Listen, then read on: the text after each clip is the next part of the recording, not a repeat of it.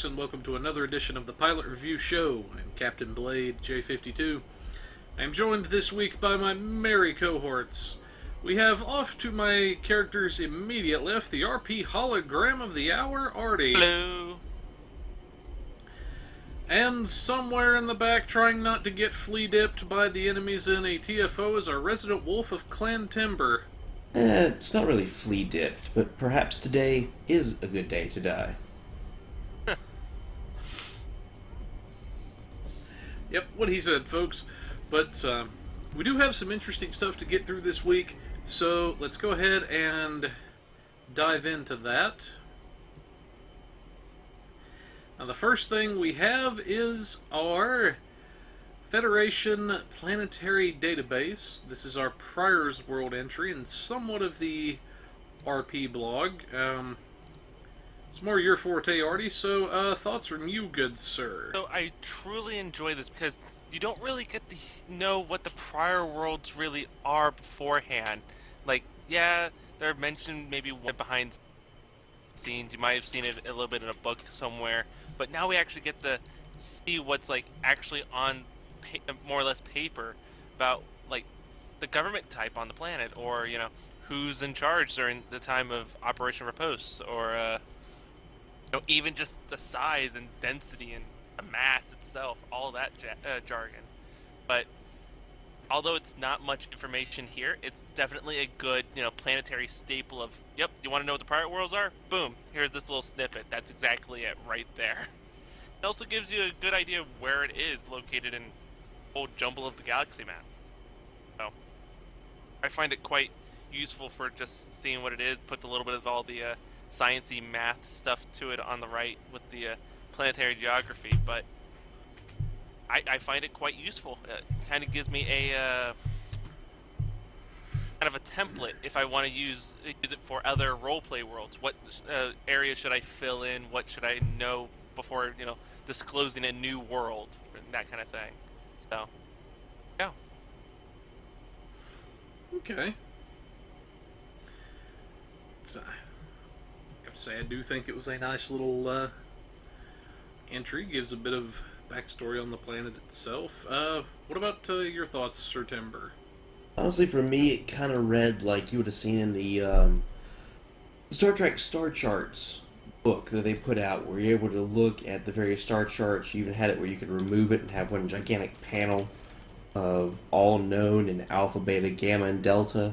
And it would give you pages on some of the more, I guess, quote-unquote, hero planets you saw the most of, where it would break down the government, it would break down the atmosphere, it would break down several things about the planet as far as data notes. And it kind of reminded me of that. It kind of read that way. So you could have seen it in that book that got released years and years ago, and it felt great. Alrighty then. I think we're all in agreement. It was a nice little entry. But definitely check that out, folks, if you're interested in that kind of stuff. We'll have a link in the description for you guys afterwards. Moving along, we have our Operation Riposte. I know somewhat of the RP blog associated with it. Everything, I know all of us are going to have some of our own thoughts about this, so, we'll start with you guys. So, going off just a bit of the RP blog, I quite enjoyed the how kind of the entry into it, you know, like you could imagine being there in the little command table with a few admirals, the other various veteran captains from the start of the war, and you're just on the same room going, guys, we're really losing this. We need to strike back. We need to hit hard. We got to do that one big move. And then that one captain or one admiral goes, all right, so I have a bold plan. None of you are going to like it. Here it is. And then this is that plan. And we go through it from point A, point B, all the way down, and it works out perfectly. I like, it reads off somewhat that way, and I enjoy how we just jump straight into it right there. Like, we just kept on going with momentum at that point. Okay. But you, Sir Timber, what's some of your thoughts on this new event and everything? Well, actually, I just warped out from one. I just finished it for my daily today. And quite honestly, I am pleasantly surprised in how the mechanics are. And I say that not just because it's got a new feel to it, because it was kind of a trip and fall with the last one. The last one that they did as a featured was merely a Draenor Gauntlet reskin. And while they even admitted to that on the blog right before it got released, as far as their live stream, it was kind of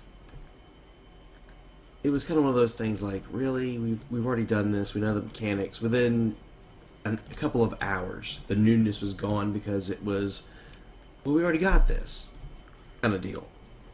Here, it's rather refreshing. It's got 3 distinct phases, one of which, and one of you guys will have to correct me if I'm wrong on this one, one of which, the second phase, where you're not only dealing with protecting starships, but you've got ground-to-space torpedoes, where you're having to guard from that kind of element, to me is new. Oh, yeah. I've never really seen that one. But breaking it down, you've got basically assaulting enemy defense posts and taking them over. Then the mix of protecting our transports from space fleets and ground-to-space torpedoes. Then you've got to capture enemy transports to lure the Klingons in for the final assault. And you get a boss ship along with like 30, 40 starships you got to fight. But it has a nice difficulty feel, especially when you start getting into advanced. It's got a nice difficulty feel to it. It's got a definite newness factor where once you learn the mechanics, a decently put together team is going to have no problem with it. It's going to be fun. I like how they put it together. It does get you on your toes the first time you play it because you're not used to that, what they're doing there at first. I can't wait to see what it's going to look like when we have an advanced version or an elite version, because that difficulty is going to ramp up quickly in that, and that's going to be a beautiful thing. So I'm glad that they did this, and because it's linked to this, I'm going to say yay to coupons. I'll say that until we read the blog on it. I also have to agree with with how it plays out for the TFO. It adds a new dynamic for it, because most TFOs, they're linear. They're literally just might as well be on a 2D plane. Yeah, you can go up and down and take out certain things, but you never really have to fight something in depth before, which is the anti-ship missiles from the planet. So I like that new depth with it. So that's a new thing. I feel like. I know for me, it's I was sitting around bullcrapping with I know you guys the other day. I was bullcrapping with some of the other moderators, and the one thing that I do have to wish, and you guys might agree with me on this, and everything, I know Timber probably will, because he tends to fly bigger ships like I do. I wish I took my escort in there, especially for one of the phases where you're capturing the transports, because, well, trying to turn a juggernaut and pack transports with the tractor beam and everything, not exactly the quickest or most efficient way to do that, if you catch my drift. So that's about my biggest gripe with it. Otherwise, I enjoyed it. Something new, like you guys were saying, so it has, to me, the perfect balance of newness, yet enough to gripe same about. Mechanics, yeah. I would say that was the only thing I wish I knew going in there, is that I probably would have wanted to take an escort or a little bit faster ship in there. Like I say, that's my only real gripe against it. No, I can see that, because it's not. As I found out, it's not a good TFO if it doesn't have a lot of good bits about it, but then something that you can always gripe about, going, oh, there's that one thing. Yep. But even then, like I say, it wasn't that bad. And that's really more, I mean, you could really say that's more of a nitpick than anything. Oh, yeah. But I'm definitely glad we also had this start to our ship coupons, which Nice little segue into our next blog, which is the Bonus Progress Token Weekend. Now, normally we don't really cover these limited time events like this. They're usually the same old event. We'll usually tweet something out, put something out there for you guys, either on our personal pages, on the Pilot Review page, or somewhere we'll get the word out to you guys. But in this case, we do want to cover this because it's a new type of event, and it's tied into our ship progress coupons. And basically, in a nutshell, from the 18th until the 22nd, which is going to be this Monday, you're actually going to be able to get double the progress coupon tokens per day. Now, for those of you that don't know what this progress coupon stuff is, really briefly, and then we'll get thoughts from our panel. If you've been keeping up with everything, you know they've been introducing ways you can earn coupons to earn free C-Store ships, especially towards a Tier 6. And that's what this is for. This is introducing a way that you can essentially double your progress. Once you get a total of 3,000 coupons, you can trade that in for a free Tier 6 ship of your choice. And normally you get 50 coupons each time you participate. Well, on these weekends, you essentially get double that. But I know some of my thoughts on this, so I'll go last as usual. But what's some of your guys' thoughts on all this stuff?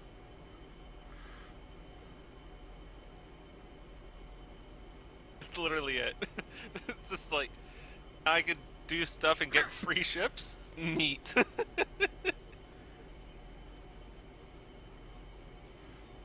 Well, I guess that sums it up for Artie. What about you, Sir Timber? Anything to add on this?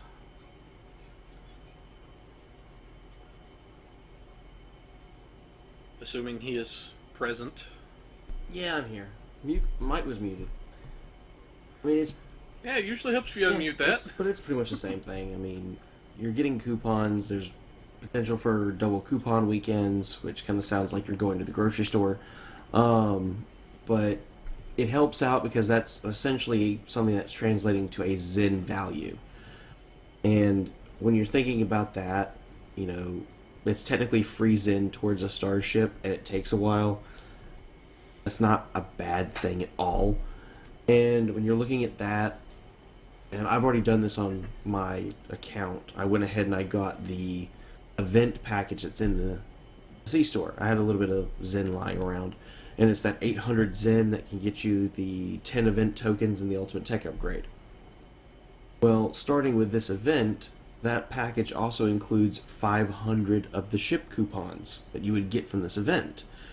When you're looking at that, that's equivalent to 500 Zen. Because it's for a starship, I'm just trading off 500 Zen that I could spend anywhere to more or less 500 Zen that has to be spent eventually on a starship.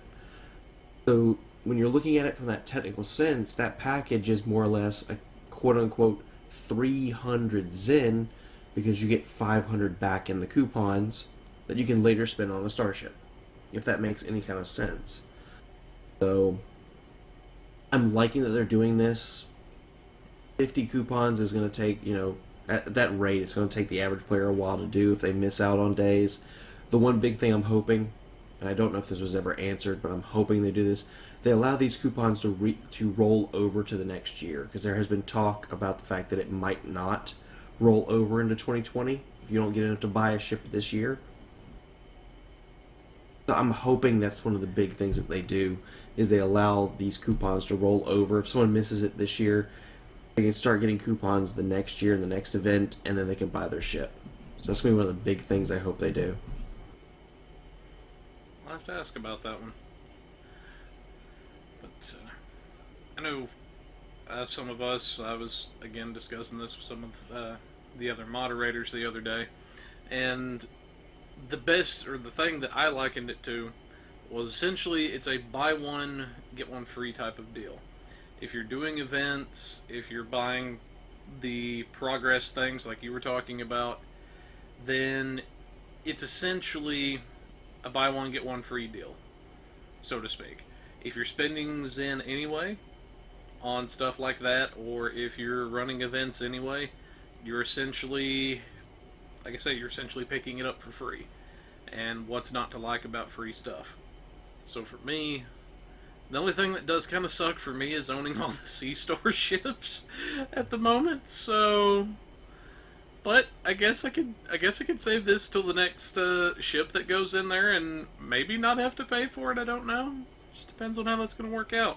I wonder if they will release like expand the restriction to where, depending on how many tokens you have, you can get like the tier 1 ships or the tier 2 ships and stuff like that. Like you get 3,000, points, you get a tier 6 ship, yeah. But you say you get, 500 points, you can get that tier 1 ship, in the equivalent price for the Zen of Zen, I mean, that could be something. That's actually not a bad idea, at least in my opinion, anyway. Something we'll have to pass on and see what they say. But, anyways, moving on to our next article, we have our first set of patch notes, which, not too awful much, introducing our event. The biggest things in here we did see were a couple of balance changes, as well as some changes to the overflow bag. But, yeah. So, what's some of the stuff, if anything, really, that sticks out to you guys?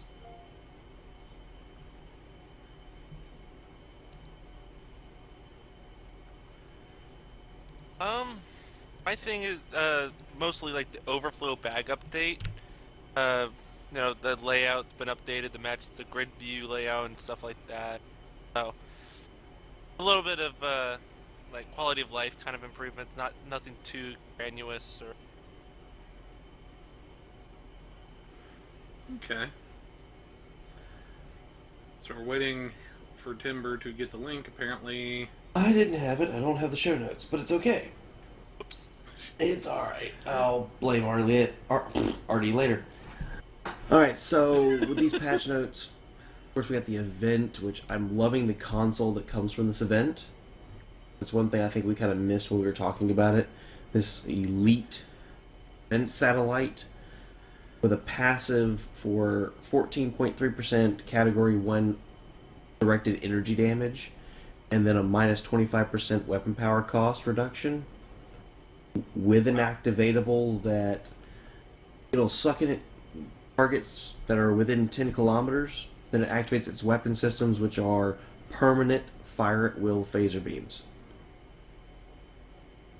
So yeah, having this kind of a console come in, I've already said it on my channel, get the console from this event. It might not look like much on paper to you for what you have, but I'll put it to you this way. With personal endeavors being the kind of boost that they are, and the fact that, I'd say at least 50% of what people re-roll their weapons for is crit severity times 4 with a crit severity damage mod. There's 50% that believe having the damage times 4 weapons are the best. Another 50% of the player base thinks it's crit severity times 4. It's whatever. You're nickeling and diming when you're getting to that point. But with running crit severity times 4 weaponry, and all the crit severity boosts that are in traits now, and starship traits, and now personal endeavors, I was actually able on my Odyssey class to take off the Bioneural Infusion Circuits console, the Lobby console, that gives you 26.2% crit severity for your base. And I put on this console and I'm actually doing better, because the weapon power cost reduction and the Cat 1 energy damage boost is making up for what I have as far as that console, and then some. So it might not be the greatest as what you're seeing for your build right now, and you might not even want to replace consoles, but it's a good one to have, and definitely budget to mid-range builds, you can definitely find a use for this thing. But besides that, in this patch, there were 2 things that I liked that came around. Well, actually 3 things, and they were all system things. Apparently, Superior Area Denial Starship Trade. It came from the Mirror Escort. It wasn't affecting some of the hangar pets. So now all the hangar pets are getting this trait boost when you're activating it. They rebalanced Chemosite again, and I said this before, it's almost like these are the new age plasma explosion consoles, but their chemosight's finally more in line with what damage it's supposed to be doing. But to me, the biggest one that came off of this is the critical severity boost for Innocuous. Innocuous is a personal trait that you get just by creating a character. It is one of the ones that they give you. And originally, it was 1.5% crit severity and 25% threat reduction. They've upgraded that now to 5% crit severity with the minus 25% threat reduction. Well, 1.5% was not that much, but 5% is actually pretty decent. 5% crit severity is what you would find on one Romulan superior operative, as far as a bridge officer. That's a nice little chunk of crit severity on a free trait. To me, especially when it comes to budget builds, that was a hefty bonus. It's only 3.5%, but that can do quite a bit of boosting when it comes down to it.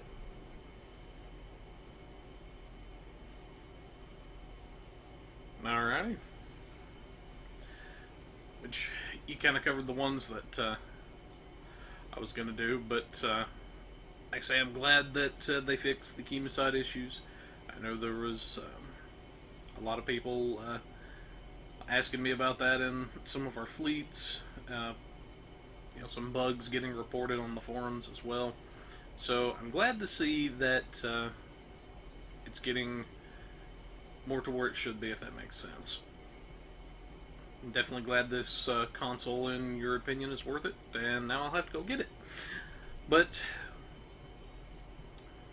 moving along to our other patch notes, our other patch notes.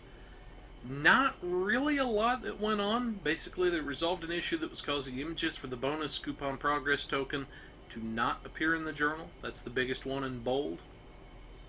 So if you were having that issue where it wasn't showing, that was a bug that should have been fixed. And then the other one in systems resolved an issue that was sometimes preventing players from receiving the featured TFO reward ×3 package when completing the Operation Repost featured TFO event reputation project. So basically, if you were having this issue, go to your Reclaim tab in the Dilithium store and get the missing rewards. Yeah, so not really a lot to this. Just basically quality of life fixes. Now, we're coming up on the big thing that I know all of us are going to have some thoughts about, and something that a lot of people have been looking forward to. Command Tier 6 starships at any level. Now, basically in a nutshell, for those of you that have been keeping up with it, you're already familiar with it. For everybody else that may not be as up to date on the news, essentially it was announced on the roadmap a while back that all current and future Tier 6 starships will scale with a character's level. The whole scaling starship idea started with the prototype Walker. It was then expanded to the Mirror Universe Angle, the Shran, and the Maclaw pilot starships. Probably butchered that name. I'm well aware of that. The T'Pau scout ship, and then the Styx were the current starships that we had, and now technically the Tholian ones. So it was announced that all of these are going to eventually scale. And in this, we get some of the technical behind-the-scenes bits as to what's going to be going on. But I know I've got my own thoughts about this, and I'm liking it. But as always, we'll start with you guys. What's some of your thoughts on this?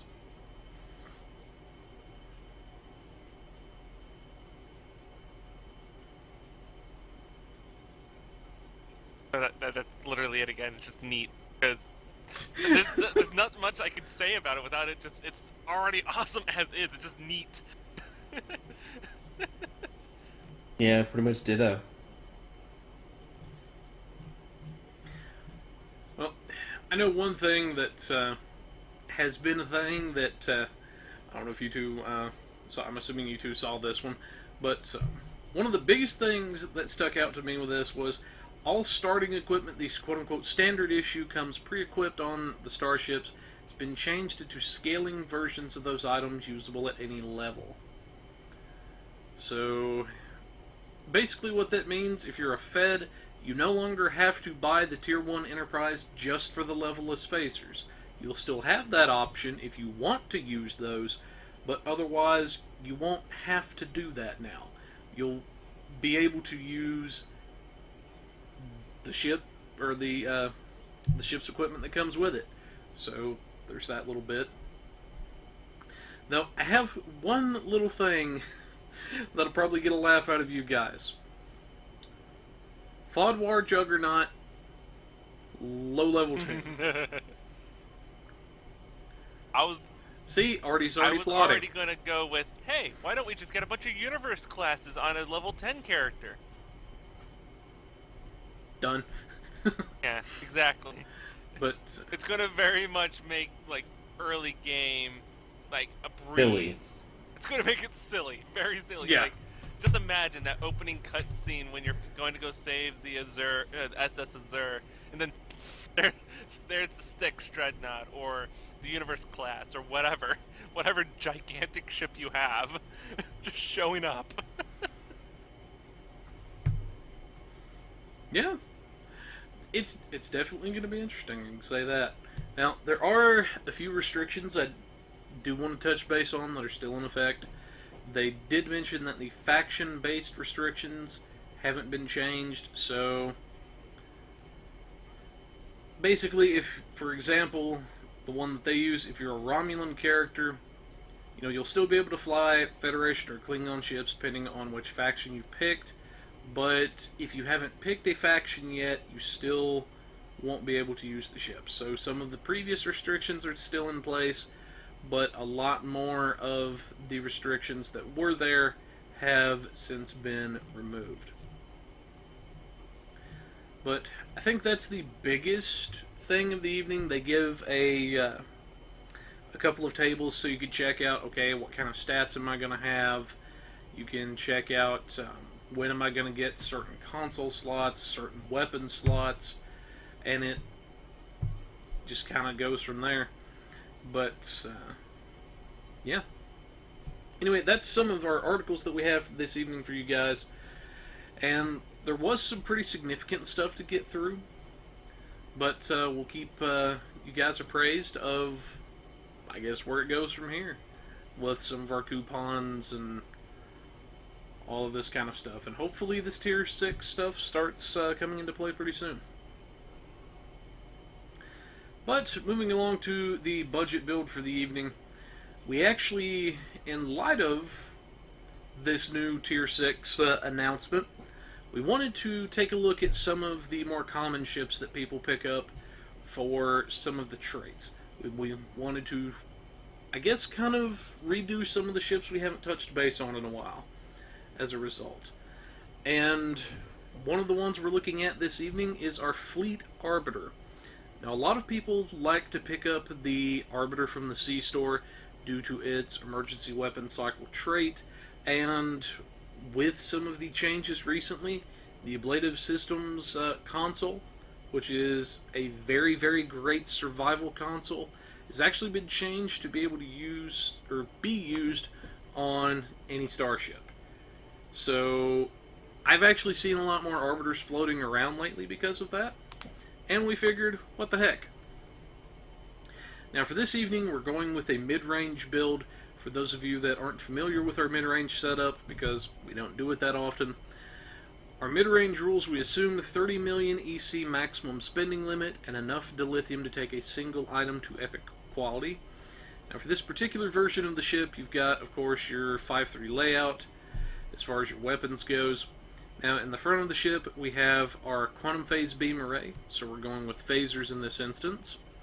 We have our Terran Task Force Phaser Beam. This is the one that we also chose to take to Epic, if I get words this evening.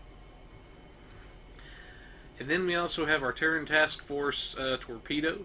There's a little set bonus there we'll address at a little later in our programming. But the biggest things we have here is the Withering Barrage, or in the Withering I wanted to say disruptor. But the withering radiation that we can get on the phaser or the disruptor, there we go. So that's going to be nice. We also have 2 of our phasers from the Everything Old is New mission. These are the Crit D variants. For our rear weapons, we have the Crafted Phaser Omni we purchased from the exchange. And we also have our Trilithium Omni from our Beyond the Nexus mission. And then we have our Biomolecular Phaser Turret. Now there are some pretty good set bonuses we'll look at in just a minute. Then for our shields, our engines, deflector, and warp core, we're using the 3-piece Bajor defense set that comes from the Scylla and Charybdis mission, the one mission that these two can never pronounce correctly. I pronounce Shots it fired. correctly. Not to. No, it's just timber. You mean Scylla? Yeah. Yeah. See, he does it just to annoy me. But anyways, for our Bajor defense set, since not everybody's going to have access to our Bajoran warp core, which comes from the Interceptor, we have to source one out, and the one core that we use pretty much exclusively, or at least quite a bit here on the show, because of how good it is at the budget end, is our Temporal Phase Overcharged core. Basically, in a nutshell, it gives you a capacitor, which is essentially a temporal negotiator, and it cuts your bridge officer cooldowns in half while it is active. Now, for our devices, you have 3 device slots on the ship. We typically think of those as personal preference. However, there are a couple of devices that we do like to recommend. The chief one is the Subspace Field Modulator, which will give you a nice chunk of defense rating, as well as a neutronium alloy equivalent worth of damage resistance while it's active. Now, the only downside is it does debuff you for a minus 400 protonic damage resistance rating, which can be a bit of a double-edged sword. Not too many foes in the game use protonic damage, but it is something to be made aware of. There's also energy amplifier batteries, deuterium surplus, Geminite hardpoints, quite a few good devices that you could call on here. Now for our console layout, since this is the fleet variant, you have a 5 engineering, 2 science, and 4 tactical layout. Now we have our ablative hazards shielding that comes with the ship. It's a very nice oh crap I'm gonna die button. We have our reinforced armaments, which is going to round out our 2-piece bonus with the Trilithium Omni, as well as giving us some nice EPS on its own, which is very nice to have at the budget end. Then we have the assimilated module, which is from our Omega Rep. This is going to give us a bit of critical chance at severity, as well as a tiny bit of control expertise. Then we have our Trillium Deplating. This is going to give us a nice chunk of damage resistance and shield capacity, all from one console. So it's basically a neutronium alloy and a field generator slammed into one thing. Now we do have a blank slot here. This is actually supposed to be our Approaching Agony console. They don't actually have this in the builder, at least that I've been able to find at the time of creating the build, so we did stick a note on there. But for those that are curious about our Approaching Agony console,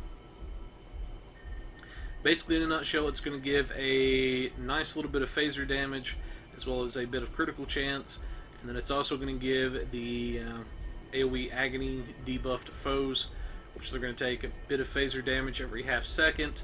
It's going to debuff their damage resistance and have a 25% chance to disable the target. So, very nice little console to have. Always nice to squeak out some extra damage. For our science consoles, we have the Temporal Disentanglement Suite. This is going to give a nice chunk of crit chance and severity dependent on our aux power. It's also going to give a bit of shield capacity, as well as a slight shield resistance boost. So we're going to be taking less damage to our shields. All around nice console. Then we have our Quantum Phase Converter. The big thing here is it's going to give us a nice chunk of phaser damage. So additional Cat 1 boosting that we're picking up here. Then for our tactical consoles, we have 3 phaser relays on our multi-conduit energy relay. Now our multi-conduit is going to round out our 2-piece bonus with our biomolecular phaser turret, and that's what we've got for our equipment. Let's take a quick look at some of the set bonuses because they're going to play a very big role in some of the effectiveness of the ship. Now for our 2-piece bonus that we have with our Trilithium Omni and our reinforced armaments, you get a 5% firing cycle haste for your energy weapons and a slight bit of flight speed. Now this firing cycle haste is constant and will stack with your trait that we have from our Arbiter. So essentially just free boosting. Free firing cycle haste. What's not to love about that? Then for our Bajoran defense set, scroll down a little bit. One of the things you do get on the engines is the hull scraping, which is similar to shield scraping from, I believe it's Command, isn't it, that gives us shield scraping? Or is that Pilot? Can't remember. Anyway, slight brain fart aside. Now, because we're only using the 3-piece, we're not going to have really much benefit from the 3 or 4-piece. The major strength here is going to be our 2-piece bonus, at least for this particular setup. And that's going to give us a 19% Category 1 phaser damage boost, as well as Disruptor or Plasma. So 3 energy types that could do very well using this set. It's very nice to have on the budget level.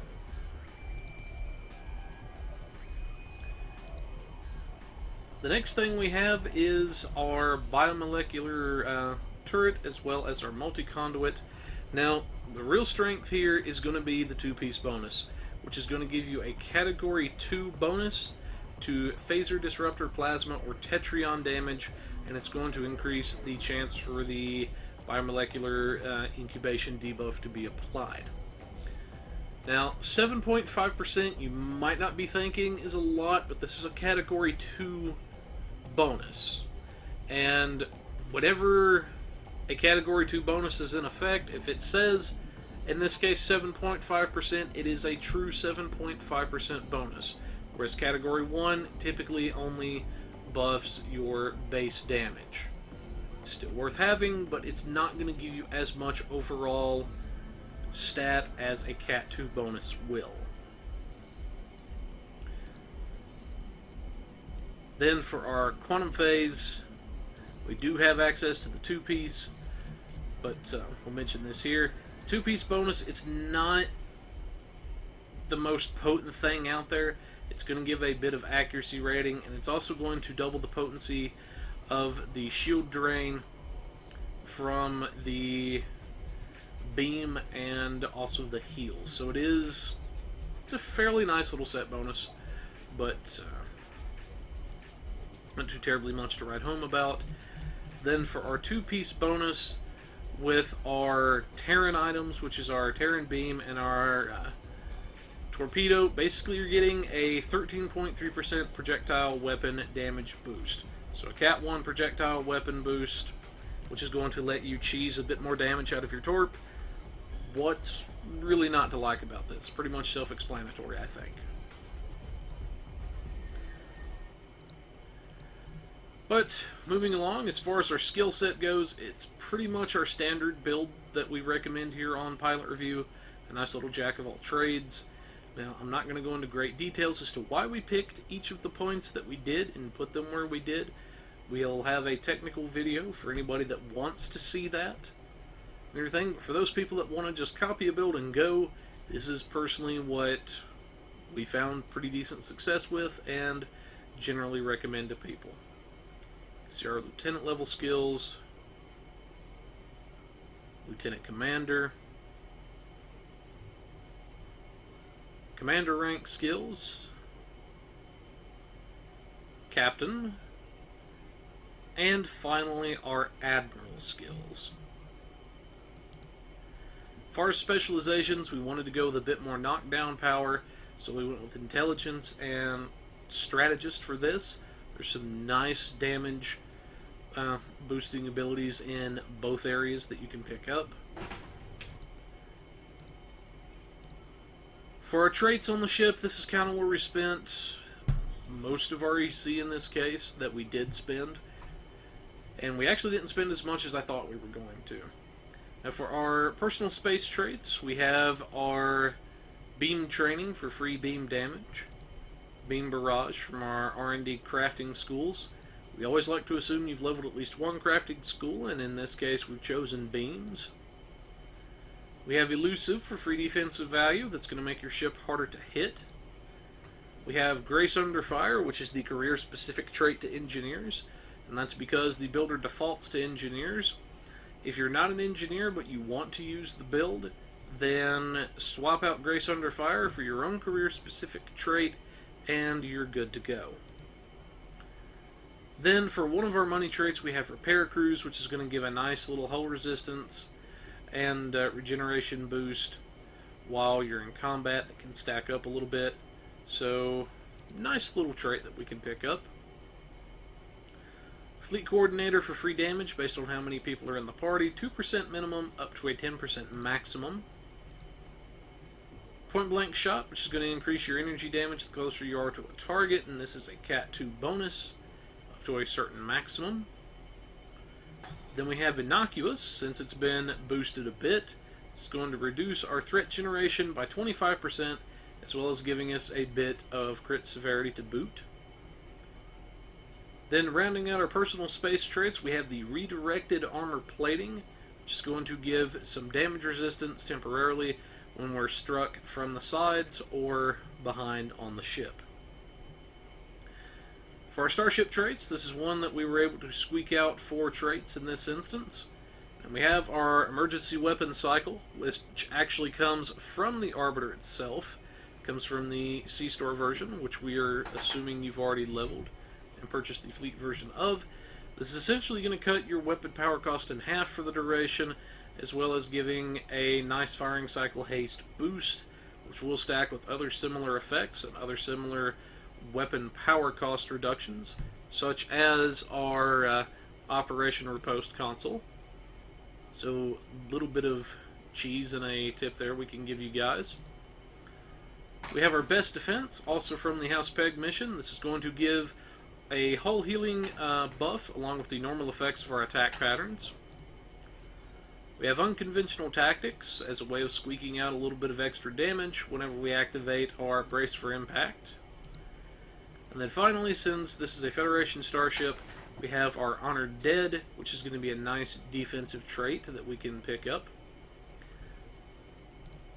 For our space reps, we have pretty much our standard layout, our Advanced Target Systems for free severity, Precision for free critical hit chance, Magnified Firepower for a static Category 2 damage bonus, and then rounding it out, we went with Energy Refrequencer to give the ship just a little bit of survival. For active reputations, we have Anti-Time Entanglement Singularity, nice little AoE kick in the pants and slow to enemies. Biomolecular Shield Generator, which is going to reduce damage our shields take while we're inside it, as well as buffing the healing of the shields a bit. Deploy Sensor Interference Platform, which is a nice little oh crap I'm gonna die button. You can use this ability and it will poof up a little sensor platform that will taunt foes to itself until either the platform itself is destroyed or until time runs out, whichever of those two things happens first. Then finally we have our Quantum Singularity Manipulation. It is going to give a pretty hefty chunk to all of our science stats for the duration, as well as grant a temporary cloak effect. To get a bit more bang for your buck out of your anti-time, throw any exotic buffs you may have first, such as your Quantum Singularity Manipulation, and then drop it on your enemies' heads, and you'll get a bit more bang for your buck. Finally, coming up on our bridge officers, for this particular ship you've got a Lieutenant Commander Universal, an Ensign Tac, Lieutenant Commander Tactical / Intel, a Commander Engineering, and a Lieutenant Science. And we wanted to give the ship a bit more knockdown power, go with a bit of debuffing, so to speak, for the ship. So for our Lieutenant Commander Universal, we made that into a tactical seat. We have a Tactical Team 1. This is going to redirect our shield facings as well as purging boarding parties. our attack pattern beta to debuff foes. Then we have our Fall 3, which allows us to smack most anything in range with a beam. Frenzied Tactical, we have our Torpedo Spread, which is going to let us throw quite a few torpedoes around. Then for our Lieutenant Commander Tactical / Intel, we have an OSS-1, which is going to allow us to access some of that overcapped power. A Beamfire at Will 2 allows us to double up on that, get a little bit of extra cooldown reduction. Then we have our Ionic Turbulence, which is going to be mainly a nice debuff to foes. That's the reason we're picking this up. For Commander Engineering, we have our Engineering Team, which is going to heal our hull a bit, as well as purge Viral Matrix style effects, emergency power to engines, a nice little boost to our engines, and get the heck out of dodge ability. We have our Emergency to Weapons, which is also going to proc our emergency weapon cycle. This is going to give a nice boost to your weapons power, as well as a hefty Category 2 bonus while it's active. Then we also have our Reverse Shield Polarity 3, which is going to let us recharge damage in a pinch, or recharge shields in a pinch off of incoming damage. Then we have our Science Team, which is going to purge subnucleonic based effects, as well as recharge our shields a bit. Then finally we have our Hazard Emitters 2, which is going to be a nice little heal over time and purge things such as the Borg plasma fires. As far as the overall cost to build the ship, you're looking at about 9.7 million EC, so that's going to leave you with about 20 million left over. And then as far as the lithium, you're looking at about 30,000, assuming tier 6 reps are in effect. So about 4 days total build time, assuming only one Tunis refining dill per day. But thoughts from you guys? It works. Yes. I've tested something fairly similar. It works quite well.